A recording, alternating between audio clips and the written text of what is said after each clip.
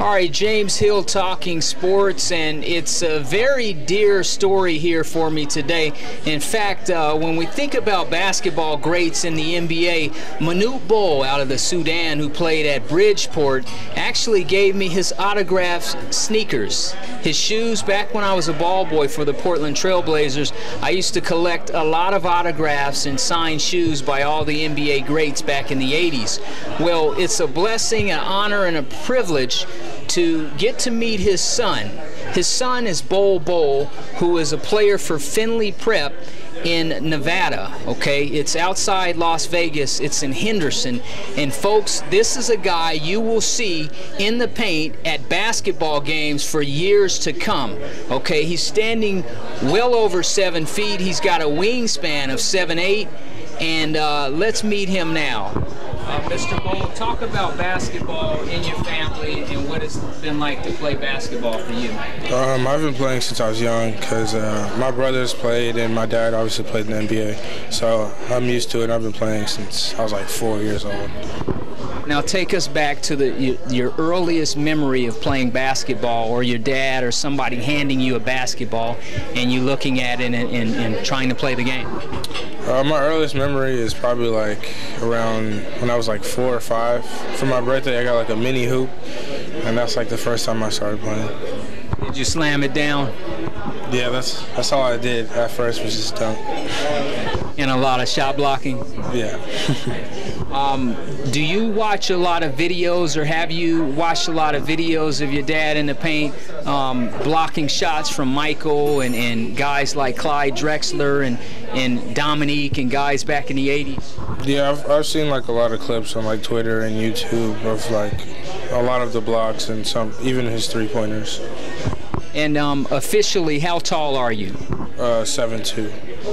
And tell us about that wingspan. I actually don't know how long my wingspan is, but yeah, I mean, it's pretty long though. Are you still growing? Yes, I'm still growing.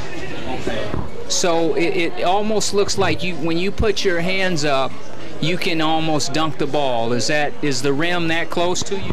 It's pretty close, but I still have to jump a little bit. So how are you enjoying Findlay Prep, the school, the education, and talk a little bit about off the court? It's been a really easy adjustment because like everyone is like we're one, and like I have good coaches and good teammates, and like the academic schedule is like really nice. Cause it's like set up like college, where we like work out in between the classes and stuff like that. So you said you grew up in Connecticut as well as Kansas. Tell us a little bit about that. Well, I moved to Connecticut when I was like 2, and then up until I was 7, I moved to Kansas. Then I've been living there. Do you remember the NBA games and going to any of the games? I think my dad was retired before I was born, but he used to take me to like all-star games and NBA games. And what's it like to, be noticed? Because everywhere you go, people are looking and they want to talk to you and find out about basketball and your dad and stuff like that. It's pretty, like, I'm used to it now, but it's pretty difficult because, like, everyone's always asking me questions and stuff. Like, there's some negative people, but then there's a lot of positive people. Yeah.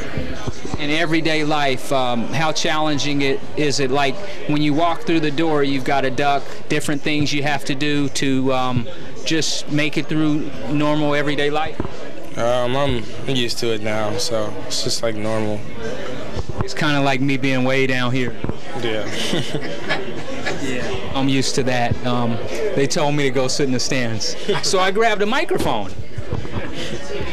And I asked your dad for a shoe. This year's team, you guys are loaded. I mean, you got a selection of forwards, guards, you're in the middle, you got another 7-footer. You guys, I mean, are phenomenal. Talk about this year's team. We have a really good team because no matter who's in, off the bench or on the bench, we all like play hard and we're all like equally as good, and we just help each other. So if this game would have been in the shadows of the bright lights, you think you guys would have won this game if it was at home? If we would have won anywhere else. It was basically 8 on 5. The rest were just on their side the whole time. It was pretty bad, but I mean, we fought through it for the most part of the game. So how is the travel? Is it tough to, because you guys are going to fly back to Henderson, the Las Vegas area, go to school, study, work hard, still play basketball, and then turn around and come back to the East Coast and go to Maryland and play at St. James? How tough is it to travel back and forth across country? It's like really hard because like we probably have one of the toughest schedules because we're always traveling like every week. It's like actually really hard and it like makes us tired from like going back and forth in different time zones and stuff. But we're getting used to it. Okay, I touched on it before in U of O, we call it U of O, University of Oregon in Eugene. I've got some family members that went through there. Talk about why the Ducks, why Oregon, Pac-12, Nike, beautiful campus, and it's going to be a tremendous experience, and I know they're happy to have you. I just like love the coaching staff and like how they brought to me how they had a similar player last year, and they showed me like how I'd fit in. So as part of the game, like it was perfect for me, and like it's a really nice campus and everything was just, I loved it there. You want to tell the people at home anything about yourself that they may not know outside of basketball? Anything you want to tell people?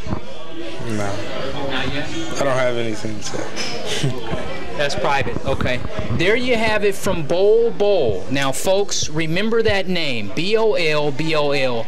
This gentleman here has basketball in his family heritage. And folks, I'm telling you now, you will see him at Findlay Prep, you will see him for the Oregon Ducks, and yes, I'm going to say it right now, you will see him in the National Basketball Association coming soon. And that'll do it. I'm James Hill.